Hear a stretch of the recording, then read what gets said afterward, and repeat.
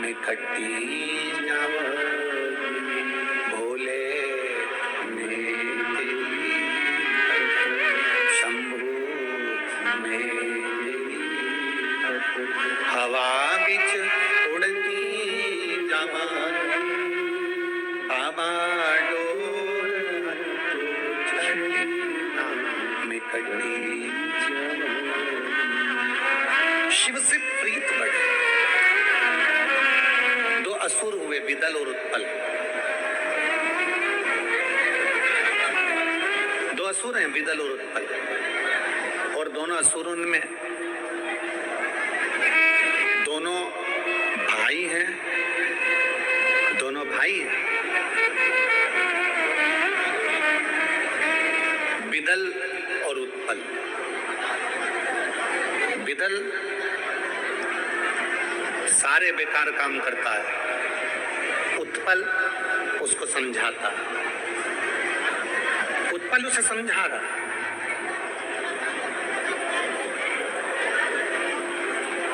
उत्पल उसको समझाने का प्रयास कर रहा है, पर विदल मानता नहीं।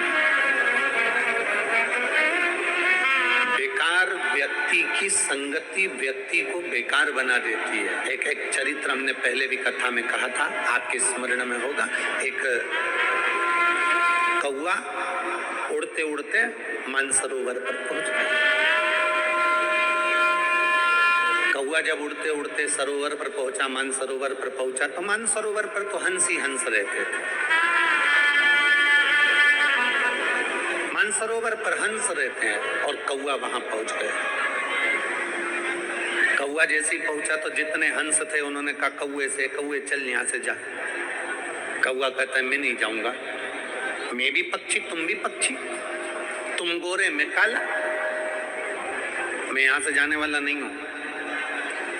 हंसों ने सोचा कि ये कौवा यहाँ आ गया और ये जाता नहीं है, तो एक काम करते अपन ही चले जाते। सत्संग करने वाला व्यक्ति, संत स्वभाव का व्यक्ति बुरे की संगत में जैसे ही आता है तो वो सोचता है कि इस बुरे को या तो मैं सुधार दूं, और अगर नहीं सुधरे तो फिर मैं यहाँ से चले जाऊं, फिर मैं चले जाऊं। और बहुत अच्छी बात कहती है शिव पुराण, जो समझे नहीं आपसे, जो समझे नहीं आपसे, वो नहीं समझे किसी के बाप से, वो कभी नहीं समझ सकते।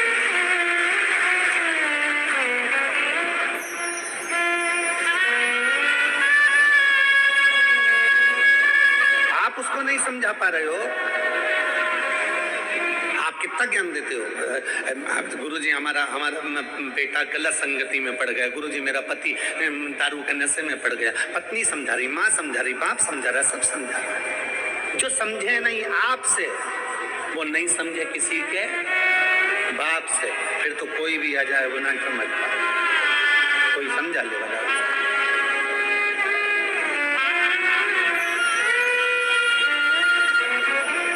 तो यही शिव पुराण कह रही है। जितने आस्था चैनल पर श्रवण कर रहे हैं, जितने फेसबुक पर कथा श्रवण कर रहे हैं, जितने नांदेड़ की इस पवित्र भूमि पर लाखों की संख्या में पहुंचकर शिव भक्त श्रवण कर रहे हैं, उनसे निवेदन है, अगर शिव महापुराण की कथा आपकी चित्त वृत्ति में अगर एक बार बैठ गई तो तुम्हें फिर दूसरे की सुनने की एक ललकता जो तुम्हारे भीतर है शंकर को पाने की, वो बढ़ जाएगी। फिर तुम इधर उधर भटकोगे नहीं, शिव तत्व की ओर जाने का प्रयास करोगे, एक लोटा जल चढ़ाने का प्रयास करोगे, फिर तुम्हारा मन नहीं लगेगा, तुम्हारा चित्त नहीं लगेगा। यहाँ कई माताएं बैठी हैं जो रोज टीवी खोलकर बैठ जाती हैं, रोज मोबाइल पर कथा सुनती हैं, 5 मिनट 10 मिनट 15 मिनट आधा घंटा 1 घंटा रोज उनका नियम है कि मुझे कथा श्रवण करना है, और कथा सुनने का फल मिलता भी है। आप सब अंदाजा लगा कर बैठो, यहाँ जितनी लाखों की संख्या में बैठे हो, आप अंदाजा लगाना कि जब से आपने शिव महापुराण की कथा सुनना प्रारंभ करी है, उसके पहले का समय निकालना और उसके बाद का समय निकालना। पहले का समय निकालोगे तो जीवन संघर्ष में निकल रहा होगा, धक्के खाकर जिंदगी निकल रही होगी, परेशानी में जीवन निकल रहा होगा। और जिस दिन से तुमने टीवी पर शिव महापुराण की कथा सुनना प्रारंभ करी है, बाबा कुबेर भंडारी के उस कुबेरेश्वर बाबा की एक आनंदमय कथा का रसतत्व तुमने श्रवण करना प्रारंभ करा है, उस दिन के बाद समस्या आती जरूर है, पर मेरा बाबा एक लोटे जल से निर्णय कर बाहर निकाल देगा। ऐसा नहीं कि दुख नहीं आएगा, ऐसा नहीं कि तकलीफ नहीं आएगी। कर्म का भोग तो भोगना पड़ेगा। कर्म का भोग तो आपको भी भोगना है, तो सीओर वाले महाराज को भी भोगना है। कर्म का भोग तो दुनिया का कोई संत, साधु, गुरुजन, महात्मा, सन्यासी, तपस्वी, साधक, उपासक, स्वयं परमात्मा भगवान राम और कृष्ण को भी भोगना पड़ा है। कर्म का भोग मनुष्य को भोगना ही पड़ता है। जो करा है, भगवान राम ने छुप कर बाण मारा था, बाली छुप कर मारा था। बाली को जो बाण मारा वो छुप कर मारा, और भगवान राम ने बाण मारकर छोड़ दिया। अगला जन्म भगवान कृष्ण के रूप में जब हुआ तो वही बाली ने छुपकर भगवान कृष्ण के पांव में बाण मारा था। हिसाब बराबर करा है। ये कर्म का भोग तो सबको भोगना है। जो मृत्यु लोक में आया है उसको भोगना पड़ेगा। बस इतना याद रखो कि कर्म का भोग अर्थात समस्या, दुख, तकलीफ, कष्ट, बीमारी सब आएंगे, पर आपका एक लोटा जल चढ़ाते तुम्हें मालूम नहीं पड़ेगा कि तुम्हारी बीमारी कब चली गई। तुम्हें मालूम नहीं पड़ेगा कि तुम्हारा दुख कब चले गया। तुम्हें मालूम नहीं पड़ेगा कि तुम्हारा कष्ट कब चले गया, तुम्हारी तकलीफें कहाँ गई। और जितने लोग कथा सुन रहे हैं आस्था चैनल पर, अपने दिल पर हाथ रखकर विचार करना कि हमने जब से शिव पुराण सुनना चालू करी तब से हमारे जीवन में कितना बदलाव आया है, हमारे व्यापार में, हमारी उन्नति में कितना बदलाव आया है। एक भरोसा अपने भीतर जागृत करें। एक माँ ने एक पत्र लिखा,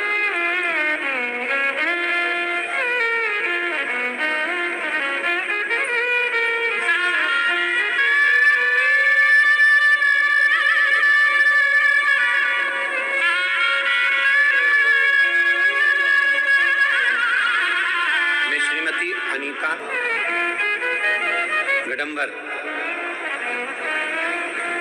मलका गुड़ा, तहसील माहूर, जिला नांदेड़ से कहीं बैठी हो तो हाथ हिला सकती है।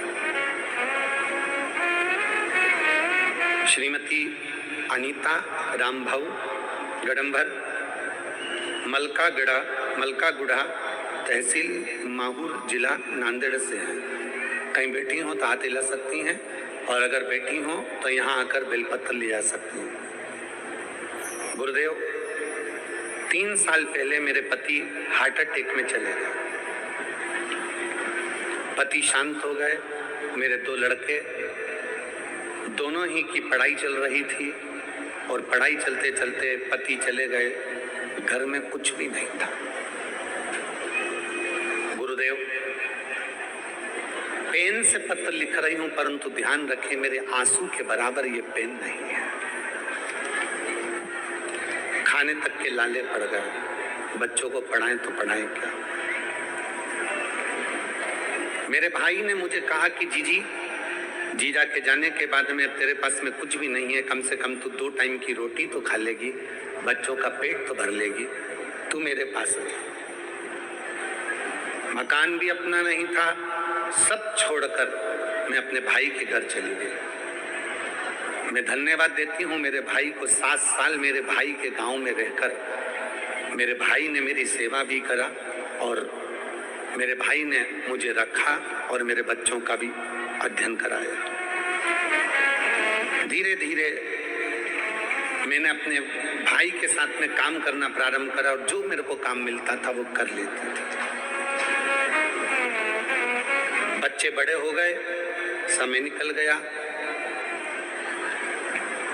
मेरा बेटा, बड़ा बेटा, जैसे ही 12th कंप्लीट हुआ और उस बेटे ने विचार करा कि अब मेरी सरकारी नौकरी लग जाए। पूरे आसपास के लोग कहते हैं कि अब 12वीं पढ़े हुए व्यक्ति के सरकारी नौकरी करेगा, इतने बड़े बड़े पढ़े लिखे बेटे हैं उनकी सरकारी नौकरी नहीं लग रही, तो तेरी कहां से लग जाएगी। तब मेरा ध्यान केवल एक बार आपका मोबाइल पर शिव पुराण पर गया, और मैंने उस शिव पुराण को सुनना प्रारंभ करा। हम आपको कभी नहीं जानते थे गुरुदेव, ना कभी मिले थे। लड़के से मैंने कहा कि वो सीओर वाला महाराज कहता है कि अपना कर्म पूरा करो और अपनी मेहनत पूरी करो, और शंकर जी पर एक बेलपत्र शहद लगाकर चढ़ाकर जाना, शिव सुनेगा जरूर। एक दिन मेरे बेटे ने मुझसे कहा, माँ एक सरकारी नौकरी निकली है, क्या मैं फॉर्म भर दूं? मैंने कथा सुनते सुनते अपने बेटे से कह दिया यहाँ फॉर्म भर दे, और मैं अपने भाई के यहाँ से फिर मैं वापिस अपने गांव में आ गई, वहीं पर मकान लेकर किराए से फिर वहां रहने लगी। और बेटे ने सरकारी नौकरी के लिए एग्जाम दी, और मेरे बाबा पर भरोसा कर कर मेरा बेटा रोज 2 लोटा जल चढ़ाता था, क्योंकि सियोर वाला महाराज ने कहा था 1 लोटा स्वयं के लिए, 1 लोटा दूसरे के लिए, जो सैनिक, जो पुलिसकर्मी, जो सरकार कार्य करती है उसके लिए। तो मेरे बेटे ने भी 2 लोटा जल चढ़ाया और एग्जाम दे दी, और बाबा का ऐसी कृपा हुई गुरुदेव, शायद दुनिया में कोई कृपा नहीं कर सकता। आज मेरा बेटा सरकारी नौकरी में लग गया, मैं बाबा को धन्यवाद देने के लिए आई। और तो और गुरुजी, मैं भी मेहनत करती हूँ, मेरा बेटा भी मेहनत करता है, और हमने मेहनत करते करते हमारे पास में कुछ भी नहीं था, आज बाबा की कृपा से हमने खुद की जमीन भी खरीद ली। मेरा बाबा कितना हाथ पकड़ता है गुरुदेव, मैं बाबा को धन्यवाद देती हूँ। ये शिव तत्व, योग घड़ी,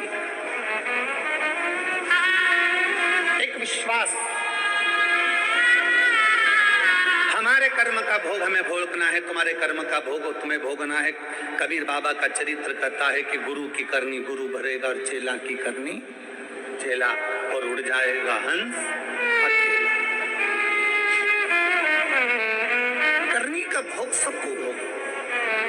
इसलिए फिर निवेदन करेंगे कि मत बुरे कर्म कर बंधु, वरना पछताएगा। भगवान की आंखों से तू बच नहीं पाएगा, तू बच नहीं पाएगा। अरे ओ अज्ञान मत करना, अरे ओ अज्ञान मत करना। तेरे कर्म का फल भी पाएगा, जैसा किया तेरे आगे आएगा। मत बुरे कर्म कर वरना पछताएगा।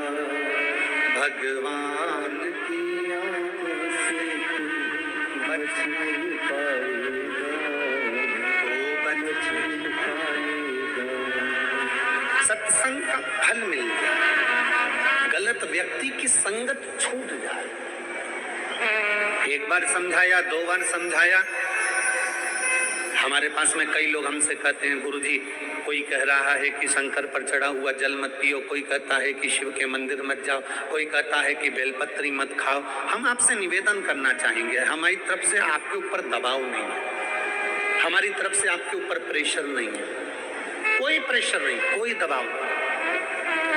तुम्हारा दिल करे तो शिव पुराण सुनो, तुम्हारा दिल करे तो तुम शंकर के मंदिर जाओ। और एक निवेदन जरूर करूंगा, जिसका भी कहना मानो मानो, पूरी दुनिया में धक्के खा लेना, और जब तुम्हारा कार्य ना हो तब 1 लोटा जल लेकर मेरे शिव के दरवाजे जरूर चले जाओ।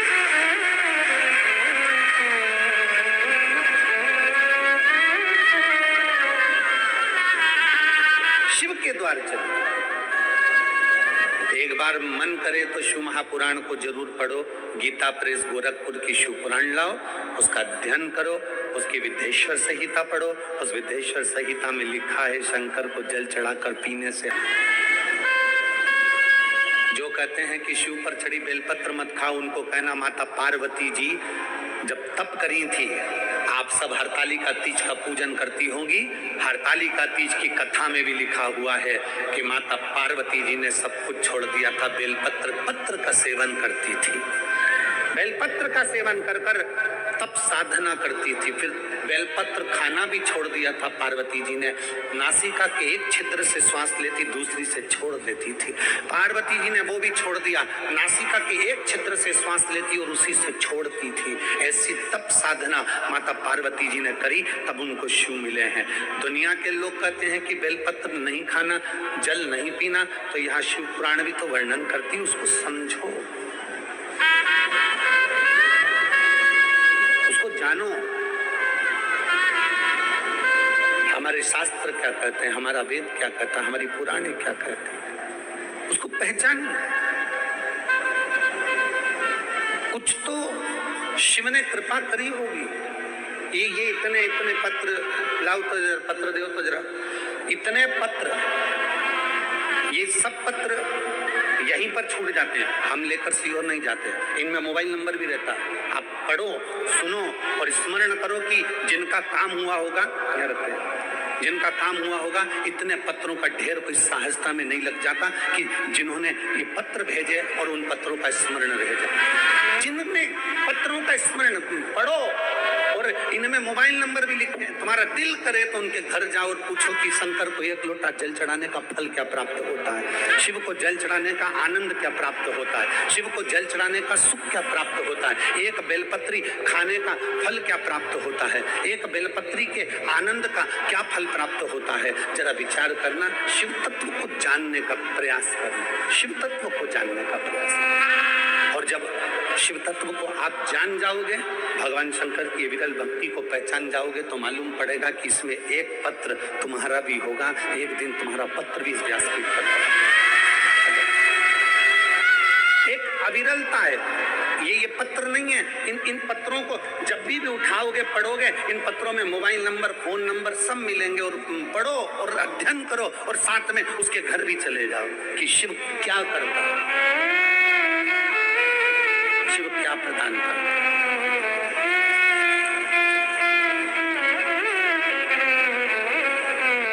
और मैंने तेरे ही भरोसे बाबा, तेरे ही भरोसे हवा बिच उड़ती जवानी बाबा, डोल छठी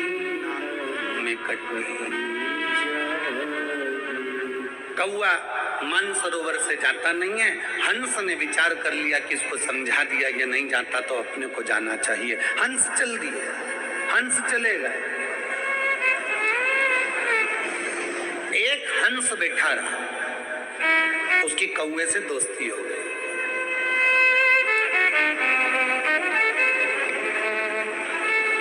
उसने कौए से दोस्ती कर ली। अब उसको कौआ अच्छा लगने लगा, कौए की संगत अच्छी लगने लगी। कौए ने अपने दोस्त हंस से कहा, मुझे भूख लगी है, कुछ लाओ खाने का। हंस तो मोती चुगता था, मोती लेकर आ गया। ले ये मोती, खा ले, ये मोती ले, खा।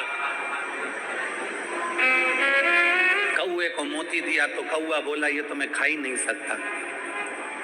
कौए ने जैसे ही मोती को चबाना चाहा, कौए की चोंच टूट गई। कौआ कहता है, ये मेरे बस की बात नहीं है। हंस कहता है, हम तो यही खाते हैं, हम यही चुगते हैं। अब तो कौआ भूखा मरने लगा तो हंस से कहा, चल तू मेरे साथ चल। कौआ हंस को लेकर आ गया, और कौआ शमशान में रहता था, बड़ के पेड़ के ऊपर कौआ बैठा, हंस भी बैठा। हंस को भूख लगी तो हंस ने तुरंत कहा कौए से, अब मुझे भूख लगी है। कौआ कहता, अब भी लाता हूँ।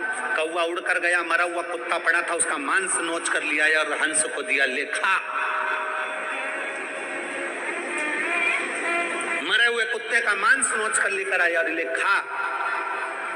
हंस कहता है, हम ये नहीं खाते, हम तो मोती चुगते हैं। कौआ कहता है, मेरे पास तो यही है। दोनों बात कर रहे थे। कौए की चोंच से मांस का टुकड़ा जमीन पर गिरा।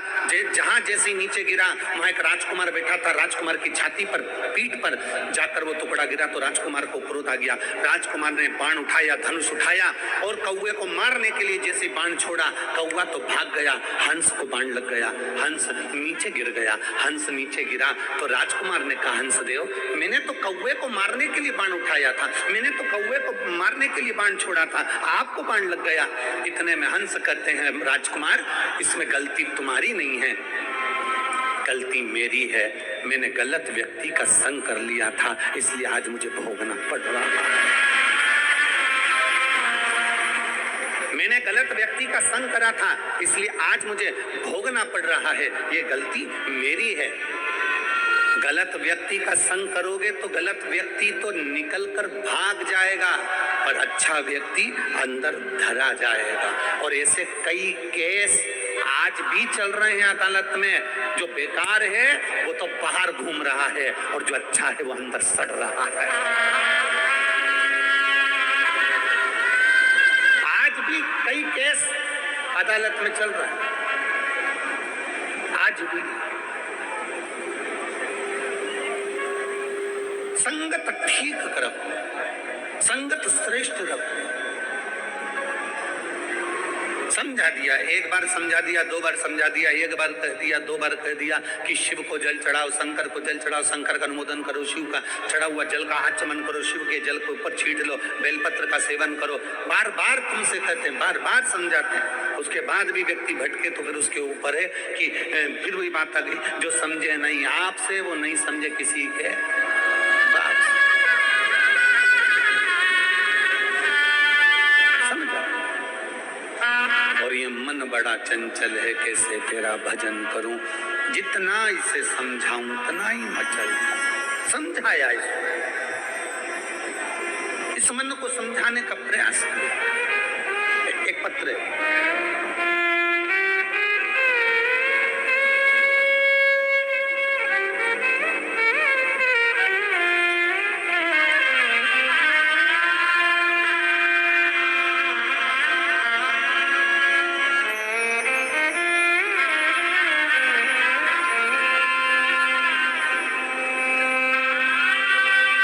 रंजना अशोक राव लाकड़े,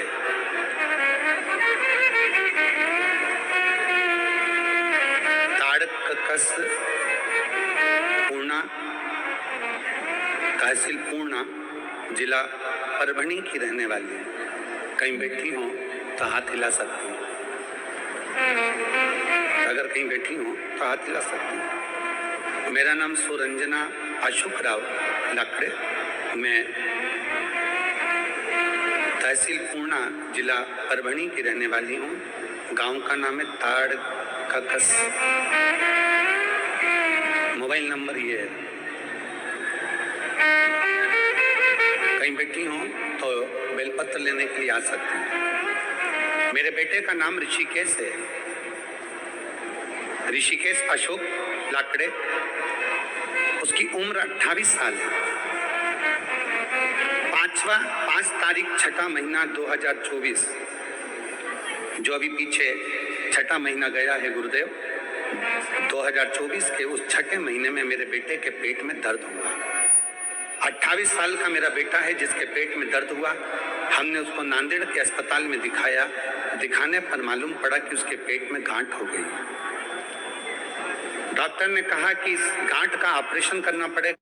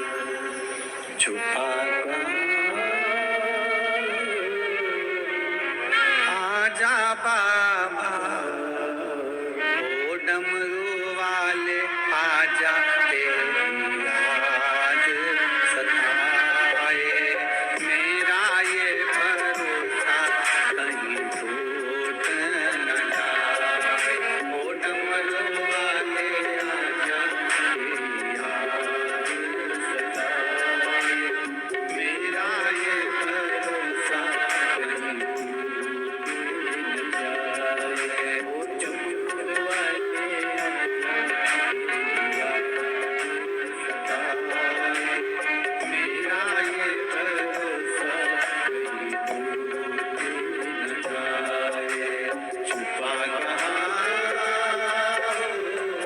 भोले बाबा ओ डमरू वाले आजा तेरी याद सताए मेरा ये भरोसा कहीं टूट न जाए ओ काशी वाले आजा तेरी याद सताए मेरा ये भरोसा कहीं टूट न जाए ओ डमरू वाले आजा तेरी याद सताए मेरा ये भरोसा कहीं टूट न जाए